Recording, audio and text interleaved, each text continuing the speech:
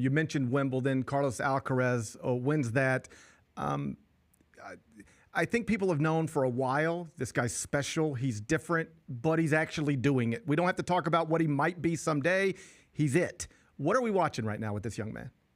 We could be watching the greatest tennis player in the future. Yeah. We could be, right?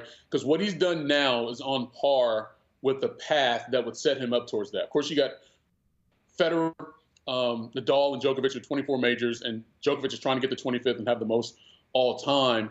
But Alcaraz now has 4 majors before turning 22. Only 4 of the players in the history of the game have done that. He's 4-0 when he gets to a final of a Grand Slam tournament. So that is also a reason to think this guy has the ability to do all those things. Because when it was, a couple years ago, when Federer got the men's record for most Grand Slams of all time, it's like, all right, well, Roger Federer is the best. And here comes Nadal. And all of a sudden, here comes Novak Djokovic. And it was like one after another just sort of eclipsed into each other. And now it seems like Alcaraz is the blend. To me, he looks like a blend between Joker and Nadal, right? The way he plays, he can win on both surfaces. I mean, only a handful of players have won on both the French Open clay and the Wimbledon grass in the same year. 6 players, actually, and now Alcaraz is one of those 6, and the youngest to do so when he did it. So all of those things point to he could be, maybe, in the future, the best of all time.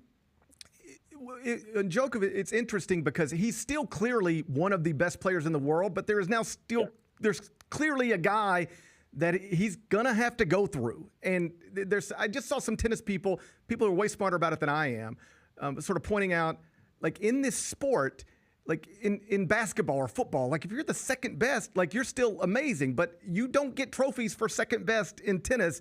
And he's trying to get that next major, but if you got to go through this guy every single time, how do you get there? I don't think he can beat Carlos Alcaraz head-to-head on any surface now. Right.